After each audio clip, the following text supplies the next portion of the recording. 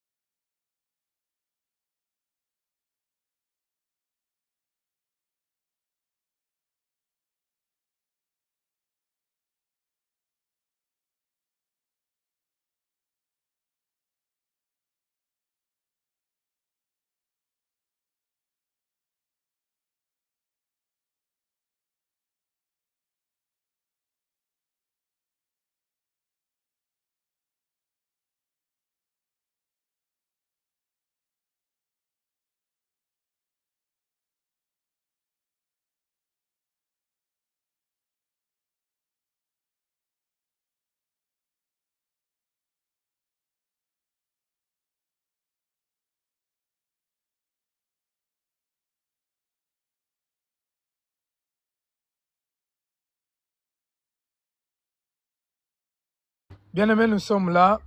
Donc j'étais pour sortir, j'étais pour partir dans la répétition, dans le choral où je chante, mais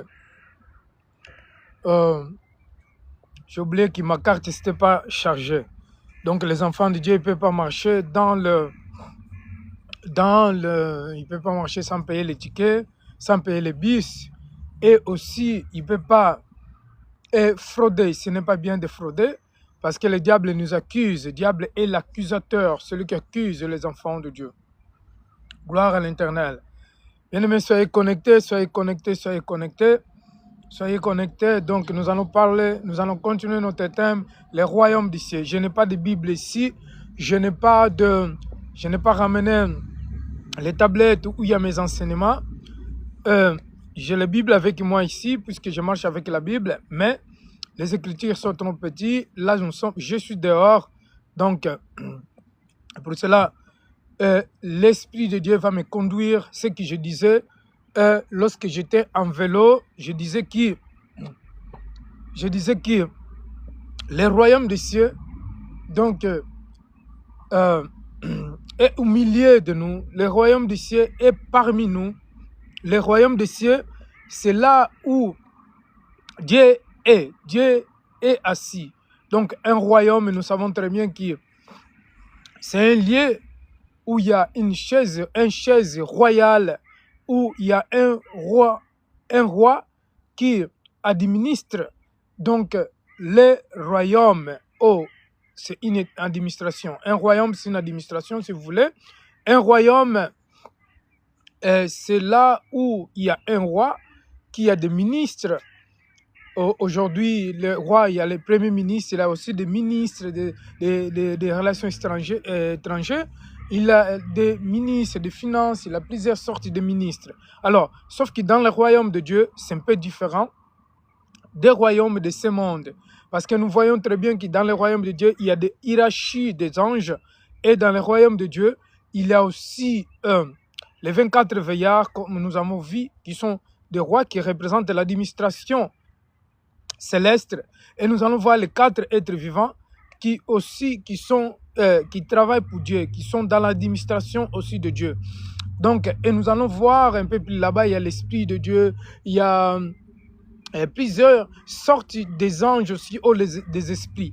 Donc, nous devons comprendre une chose que dans un royaume, il n'est pas seulement constitué de rois, mais aussi de princes. Des princes comme le royaume des ténèbres, du Satan. Satan, Satan, celui qui s'appelle Lucifer, il a aussi ses anges et des anges des ténèbres. Il a aussi ses agents qui travaillent avec physiquement. Alors, dans le royaume de Dieu, Dieu il travaille aussi avec ses anges spirituellement. Et ces anges, ils travaillent aussi avec les êtres humains. Parce que Dieu, il ne peut pas travailler sans les êtres humains. Parce que c'est la raison pour laquelle il a créé les hommes, il a créé les êtres humains, pour que les êtres humains puissent travailler avec Dieu, puissent collaborer avec Dieu. Nous allons d'abord prier. Seigneur, lave-moi, purifie-moi. Je suis dehors, bien-aimé. Comme vous voyez, je ne prendrai pas beaucoup de temps. Au plus tard, 19h10, donc je vais me déconnecter parce qu'il est en train de faire déjà noir. Seigneur, je te loue et je te rends grâce parce que tu es bon. Soyez béni, soyez béni. Je te loue et je te glorifie, éternel, parce que tu es magnifique, tu es vivant, tu es puissant, Seigneur. Seigneur, je te rends grâce, je te glorifie, éternel. Merci, Seigneur, pour ton amour, pour ta grâce, ta miséricorde. Seigneur, nous te louons, nous te rendons la gloire, nous te rendons l'honneur, éternel, Dieu d'amour, Dieu de compassion.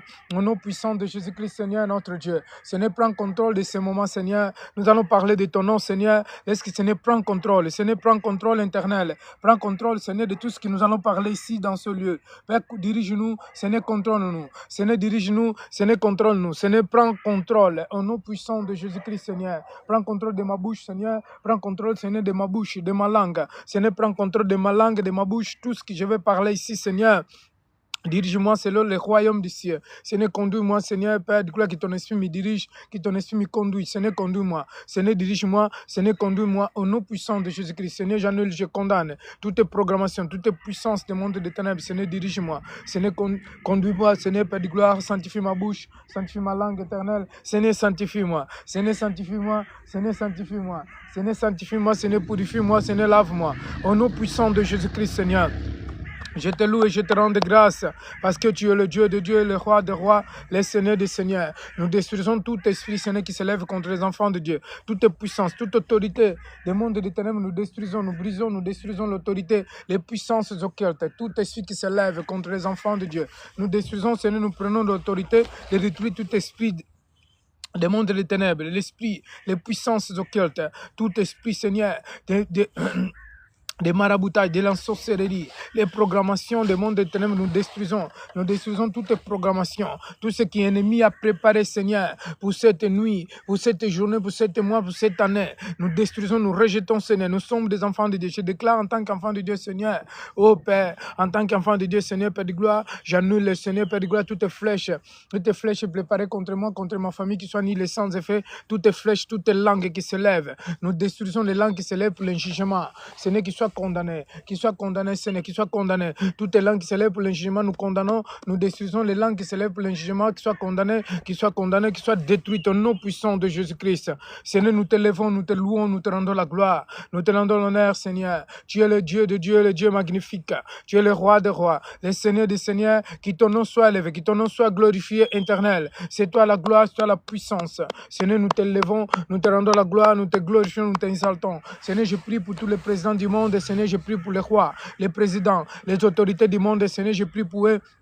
Seigneur, manifeste et touche-le. Seigneur, touche ton peuple. Seigneur, touche tous ceux qui ne sont pas encore acceptés Jésus-Christ en tant que Seigneur Sauveur. Seigneur, touche-le. Touche-le, Seigneur. Libère ceux qui sont attachés, ceux qui sont enchaînés, ceux qui sont attachés au nom puissant de Jésus-Christ, Seigneur. Merci pour ton amour, Seigneur. Je destroy toutes tes programmations, tout ce que l'ennemi a préparé, qui soit ni les sans effet, les programmations du monde des ténèbres, toutes tes programmations au nom puissant de Jésus-Christ. Nous détruisons toutes les programmations du monde des ténèbres, tout ce que l'ennemi a préparé. Nous brisons et nous détruisons. Nous brisons toute puissance, toute autorité des mondes des ténèbres, l'esprit des mondes des ténèbres, toutes les programmations, nous détruisons au nom puissant de Jésus-Christ.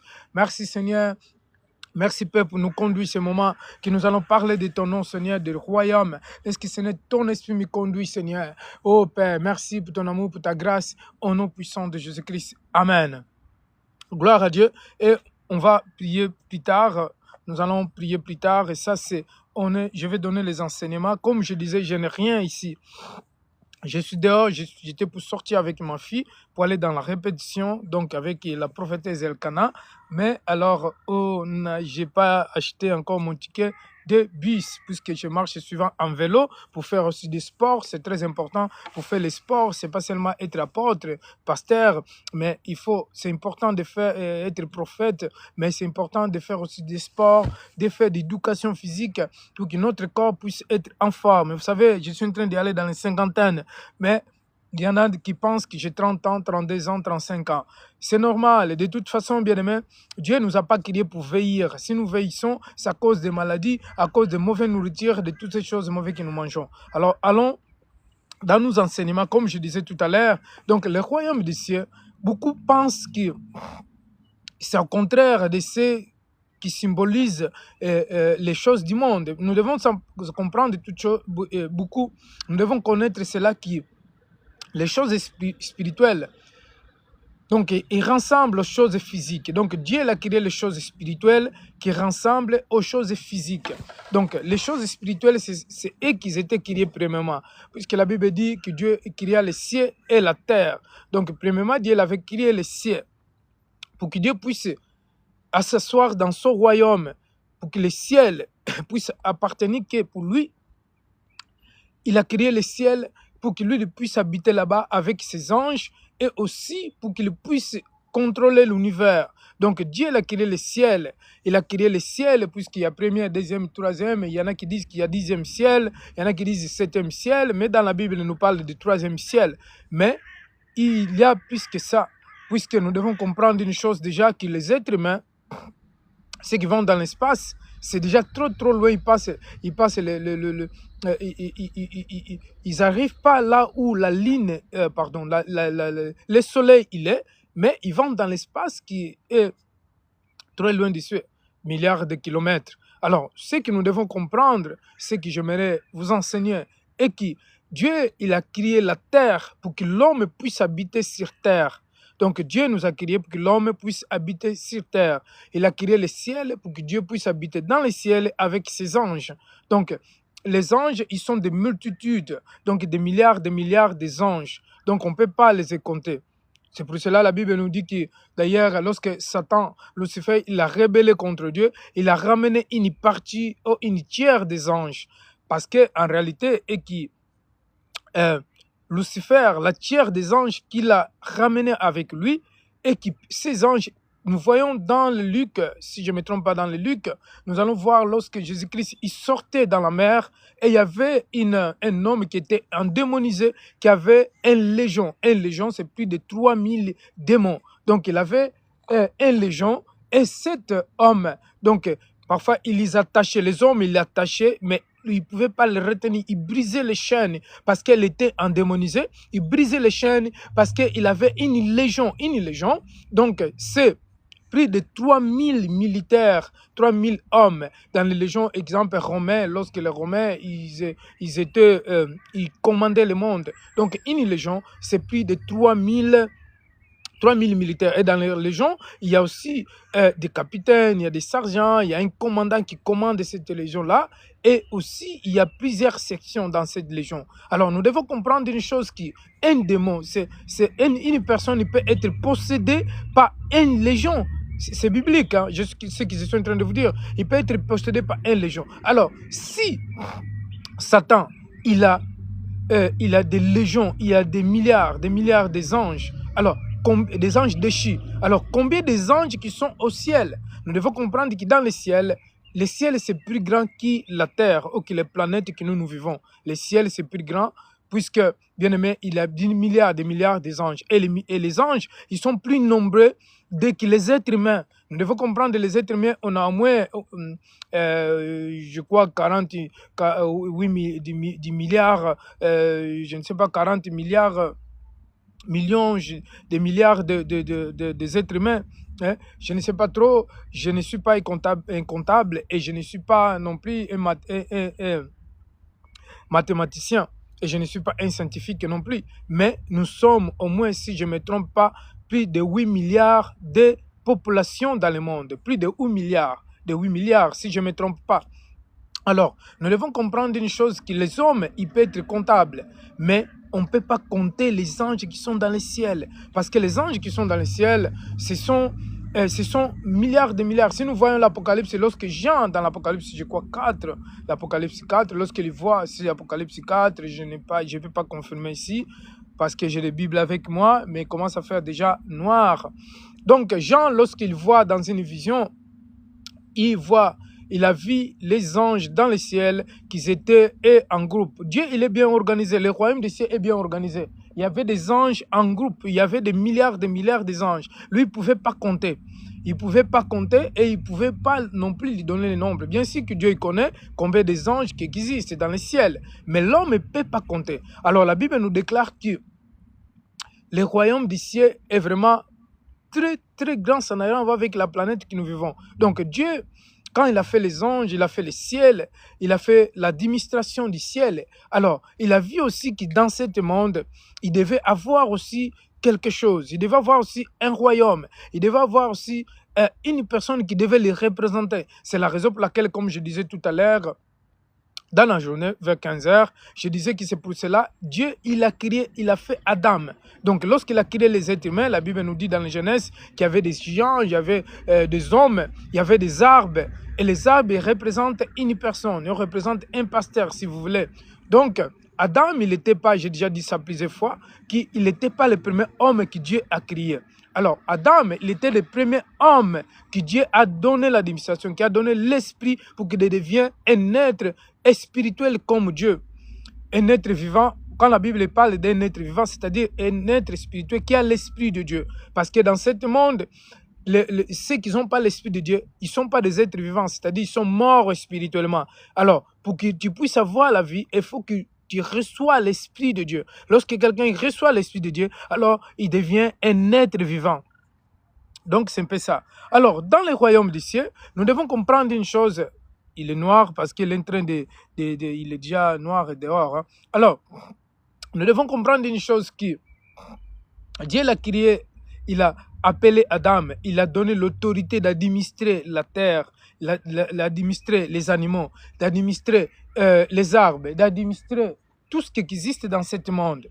Sauf que Dieu, c'est un Dieu de règles. Dieu, c'est un Dieu de loi. Dieu, c'est un Dieu qui fonctionne selon les règles spirituelles ou selon la loi spirituelle ou selon les commandements et des principes. Nous devons comprendre cela. C'est comme dans ce monde aussi, il y a des règles, il y a des lois aussi. Ne tuez point, ne volez point, tout cela, ce sont des lois gouvernementales qui viennent de la Bible. Parce que toutes les lois, ils viennent de la Bible. Et la Bible nous déclare que lorsque Dieu a mis Adam dans le jardin d'Éden, il a dit pour ne pas manger l'arbre du bien et du mal. Donc, il a présenté les deux arbres, l'arbre du bien et l'arbre de la vie, l'arbre de vie. Donc, l'arbre du bien, pourquoi ça s'appelle arbre du bien et du mal? Parce que nous devons savoir une chose, que le diable, Satan, avant qu'il devienne Satan, premièrement, il était un ange de Dieu. Nous ne devons pas oublier cela, que Satan, Lucifer, avant qu'il devienne Lucifer, qu'il devienne Satan, il était premièrement ange. Il était premièrement ange de Dieu. Donc nous devons comprendre cela. Et après, il a rébellé contre Dieu. Lorsqu'il rebelle contre Dieu, et c'est là où nous voyons qu'il devient un ange déchu, un ange du mal, un ange mauvais. Mais Satan, sinon, il n'était pas un ange mauvais, bien-aimé. C'est pour cela que c'est très important que nous devons comprendre cela. Donc, alors, qu'est-ce qui s'est passé? Et après, lorsque le Satan, il voulait aller construire son trône au-dessus du trône de Dieu, donc il voulait être plus grand que Dieu, il voulait être plus... il voulait être il voulait se démontrer puisqu'il était beau, puisqu'il était beau, et il était un ange de lumière, et il était un ange qui faisait trembler le ciel à cause de louanges, parce que c'est lui qui était cherché des louanges. Et la Bible nous déclare que nous devons comprendre bien cela, que Satan, il était quand même un ange puissant. Il était quand même un ange qui faisait trembler le ciel. Nous devons comprendre quand même que Lucifer, il avait un pouvoir imaginable. Et il était, si vous lisez Ézéchiel 28, si nous lisons Ézéchiel 28, Ésaïe 14, la Bible nous déclare, il va nous donner la description, comment Satan il était. Donc la Bible va nous décrire dans les Ézéchiel 28 et Ésaïe 14, il parle de Satan. Donc à cause de sa rébellion, à cause de son orgueil, alors il était précipité sur la terre. Si nous lisons sur Apocalypse 12, nous allons voir qu'il était précipité sur la terre. Alors, ce que je voulais dire est qu'à cause de la rébellion de Satan, alors Satan, il était jeté sur terre. Et lorsque Satan tombe, donc il était dans le jardin d'Éden. Donc, jardin d'Éden, c'était une ville. Jardin d'Éden, ce n'était pas une forêt comme les gens pensent, mais c'était une ville où Adam y vivait. Et la Bible nous dit que lorsque Dieu avait donné le commandement à Adam, et Ève, il n'était pas encore là, puisque Ève, il a fait après. Lorsque il a fait Ève, il a donné Ève à Adam pour qu'il soit son compagnon. pour qu'il soit son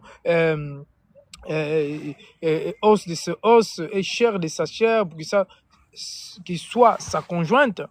Alors, et la Bible nous dit que lorsque ils étaient dans le jardin d'Éden, sachez-le qu'ils étaient dans une ville, et alors, qu'est-ce qui s'est passé? Nous devons comprendre une chose, que Satan, il n'est pas parti voir Adam, mais il est parti voir Ève lorsqu'il voulait aller tromper ou séduire Ève pour qu'il mange l'arbre du bien et du mal. L'arbre du bien et du mal symbolise la parole de Satan, symbolise la doctrine de Satan. L'arbre du bien et du mal symbolise la nourriture de Satan, puisque la nourriture de Christ, c'est ça qui donne la vie. La parole de Christ donne la vie et la parole de Satan, il donne la mort. Alors, nous devons aussi comprendre une chose, que Lucifer, il ne pouvait pas aller voir Adam directement pour lui dire que non, Dieu t'a dit, il t'a dit pour ne pas manger l'arbre du bien et du mal, parce que le jour où tu mangeras, tu seras comme lui. Au contraire, il est trompé, parce que l'arbre du bien et du mal, ça n'a rien à voir que non, si Adam il devait manger cela, il devait devenir comme Dieu. Non, parce que Adam, il était Dieu. Dans les Jean chapitre 10, verset 35, la Bible nous dit que nous sommes de Dieu. Si Adam, il était déjà Dieu, alors comment il devait devenir encore comme Dieu puisqu'il était déjà Dieu? Adam, il avait le pouvoir de contrôler le monde, d'administrer le monde. C'est lui qui avait donné même les noms aux animaux dans le monde. Donc Adam, il avait un grand pouvoir. Mais sauf qu'il avait désobéi à Dieu. Parce que puisque lorsque Ève, il mange le fruit du bien et du mal, il accepte la parole de Satan. Alors, il a vu que la parole de Satan, il était bon, puisque Satan, il se déguise aussi au ange de lumière. Il a menti il a menti Ève. Et lorsqu'il a menti Ève, il a mangé le fruit du bien et du mal, que beaucoup de gens ils disent que c'était des pommes. Il y en a beaucoup qui disent qu'ils ont fait la relation, mais ça n'a rien à voir avec ça, en réalité, parce que c'est la parole de Satan. Quand la Bible parle d'arbre du bien et du mal, donc une arbre qui peut symboliser spirituellement Christ et aussi pasteur de Christ, pasteur qui a la parole de Dieu. C'est ça qui symbolise une arbre. Alors, lorsque Ève, il a mangé le fruit du bien et du mal, il a donné à Adam, et Adam, tous les deux, ils sont devenus des pécheurs. Donc, la Bible nous dit qu'à partir de là, le péché est venu dans le monde. Le péché est venu dans le monde. Donc, on va marcher un peu parce qu'il est en train de devenir noir. Le péché est venu, prends ton sac. Le péché est venu parce qu'il fait un peu froid et on est dehors. Donc, mais on va continuer. Ils sont péchés. Et à partir de là, Dieu, il les a chassés dans le jardin d'Éden. Il a chassé Adam et Ève dans le jardin d'Éden à cause du péché. Vous pouvez lire donc dans l'Ancien Testament, vous pouvez lire Genèse 2 ou Genèse 3. Donc vous allez voir l'histoire d'Adam et Ève. Donc nous devons comprendre une chose, qu'Adam et Ève, ils étaient des personnes que nous devons comprendre. Ils étaient des personnes qui n'avaient pas besoin de quelque chose. En fait, ils n'avaient besoin de rien dans le jardin d'Éden. Ils avaient tout parce qu'ils étaient dans un royaume. Je suis en train de parler de royaume. Je ne suis pas en train de sortir de notre thème. Donc, ils étaient dans un royaume. Et dans le royaume d'Adam et Ève, donc, ils n'avaient pas besoin d'autre chose. Les animaux, ils étaient là. Ils avaient des autres personnes. Ils avaient tout qu'ils avaient. Mais comme ils avaient péché, ils ne pouvaient pas continuer dans ce royaume. Et le cas, on reste un peu ici. Ils ne pouvaient pas continuer dans ce royaume puisqu'ils sont péchés. Et Dieu, il les a chassés, comme je disais à 15 heures. Dieu, lorsqu'il les chasse, Adam et Ève, il met les chérubins dans la porte. Moi, je suis dans une porte ici. Vous ne pouvez pas voir, je suis dans une porte. C'est difficile que vous voyez puisque j'ai mis une image derrière. Alors, et Dieu, il a mis les anges, les chérubins, pour contrôler la ville, cette ville-là qui s'appelait Jardin d'Éden. Et cette ville, Dieu, il a fait monter au ciel, il a fait disparaître.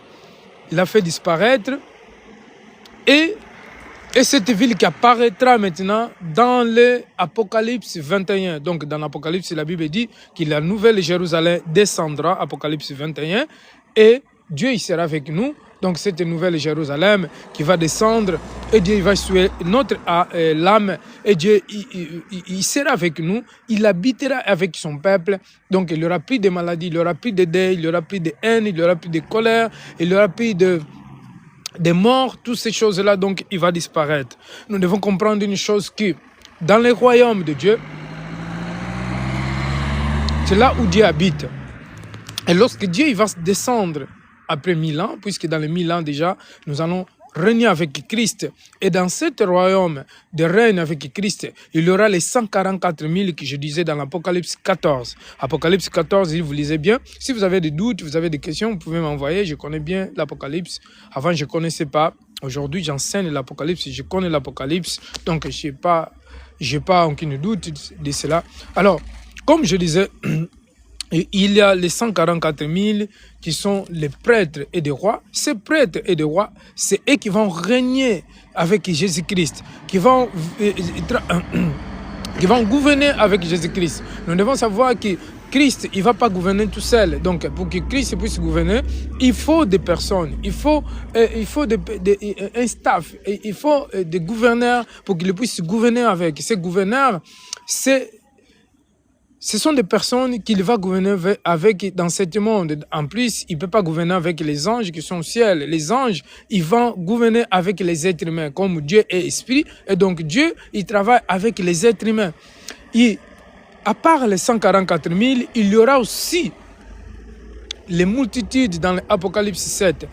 Verset 9. Donc ces multitudes, ce sont des personnes qui sont lavées leurs robes par le sang de Jésus. Ce sont des personnes qui sont acceptées Jésus-Christ en tant que Seigneur Sauveur, qui viendront des grandes tribulations, qui viendront de plusieurs dénominations comme dans l'islam, dans l'hindou, dans le bouddhisme, dans les plusieurs endroits. Donc ces personnes, ils vont vivre aussi dans les 1000 ans. Ce que nous devons comprendre est que lorsque le royaume de Dieu il va descendre, bien-aimé, et que Dieu, il va vivre, Dieu, il va vivre avec son peuple. Puisque le désir de Dieu, il y a beaucoup qui ne comprennent pas cela, que le désir de Dieu, c'est que son peuple, il puisse vivre avec son peuple. C'était toujours, depuis au début, c'était le désir de Dieu. Dieu, il voulait toujours vivre avec son peuple. Dieu, il a toujours voulu vivre avec les êtres humains que Dieu a créés. Donc, vivre dans le ciel et vivre sur terre. Et lorsque le royaume des cieux, il va descendre, donc, ça sera pour toujours, pour l'éternité, puisque la Bible dit dans l'Apocalypse 20 que le diable, il sera jeté dans le temps de feu, que le diable, il sera plus là. Le dragon, c'est lui qui séduit l'humanité, c'est lui qui trompe l'humanité, c'est lui qui est l'origine de la mort. Et dans les royaumes, il y a plusieurs royaumes, hein, nous devons comprendre cela. Il y a les royaumes sous-marins, il y a les royaumes des ténèbres, les royaumes de l'enfer, les royaumes qui est le Hades. Il y a plusieurs sortes de royaumes. Il y a encore milliards et milliards de royaumes. Et c'est dans ces royaumes-là, donc chaque royaume, il y a plusieurs sortes, il y a plusieurs sortes d'administration. Donc, les royaumes qui est plus organisé de tous les royaumes, c'est le royaume de Dieu. C'est pour cela que je disais que ceux qui veulent aller vivre dans le royaume des cieux, dans le royaume de Dieu, il faut vivre dans la sainteté. Il faut déjà se préparer pour que nous puissions aller vivre, pour que nous puissions déjà vivre dans ce monde, dans le royaume de Dieu. Parce que la Bible est en train de dire dans l'Apocalypse chapitre 20, à partir de verset 15 à verset 11, la Bible nous dit que les morts ils vont ressusciter et tous ceux qui se trouveront pas son nom, qui se trouveront pas son nom écrit dans le livre de vie, donc il sera jeté dans le temps de feu. Nous devons comprendre cela. C'est pour cela, on y va, Elka. C'est pour cela et que tu ne peux pas le vivre dans un royaume ou dans le royaume de Dieu si déjà ton nom il est pas écrit dans le livre de vie. Tu ne peux pas le vivre dans le royaume de Dieu si tu ne marches pas selon les règles de Dieu, selon les commandements de Dieu.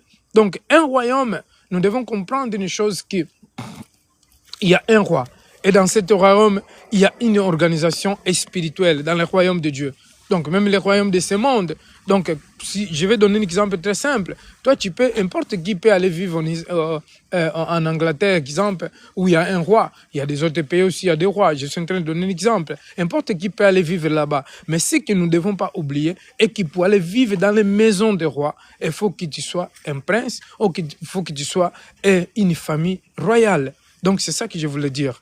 Et dans les royaumes des cieux, donc, ceux qui vivront là, ce seront tous des familles royales. Parce que si tu n'es pas de la famille royale, tu ne peux pas vivre dans les royaumes des cieux. C'est pour cela que la Bible dit dans l'Apocalypse 20 que tout ce qu'ils ont, leur nom, il n'est pas écrit dans le livre de vie. Donc, ils ne pourront pas faire partie dans les royaumes des cieux. Pour que tu puisses faire partie dans le royaume des cieux, il faut que ton nom soit écrit. Et comment ton nom il va être écrit?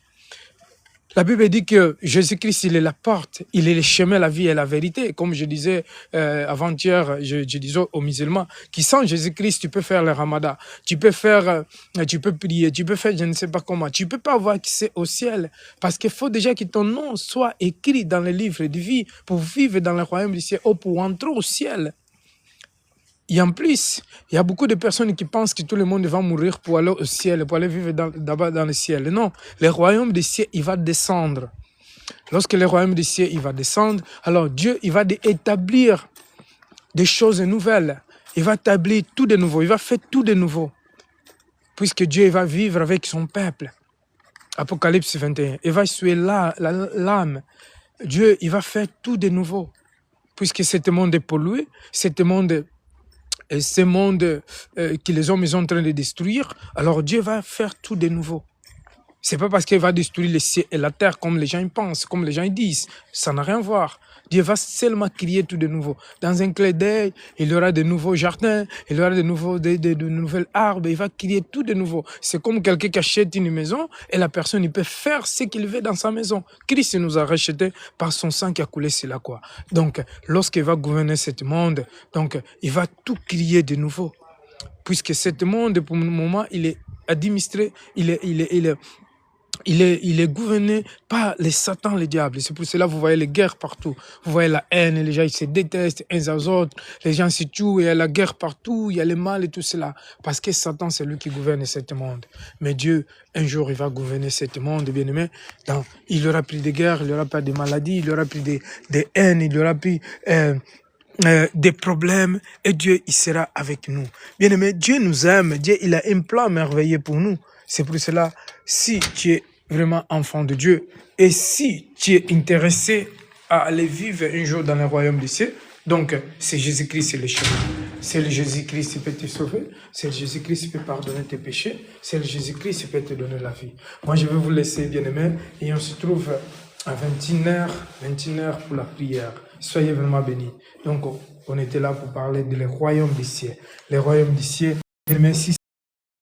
C'est Jésus-Christ. Parce que puisque Jésus dans le Marc, Luc ou Marc, dans Luc 1, lorsque Christ disait le royaume des cieux est proche, le royaume des cieux était lui-même Christ, la parole de Dieu. C'est lui, le royaume des cieux. Puisque là où Christ il est, le royaume des cieux est là. Et là où Dieu sera, le royaume des cieux aussi sera là-bas. Je vous bénis, je vous souhaite bonne soirée, que la paix de Dieu soit avec vous, bien-aimés. Je vous aime et à tout à l'heure. Donc, je vais vous laisser. Soyez bénis. À 21h, on se trouve à 21h. Merci.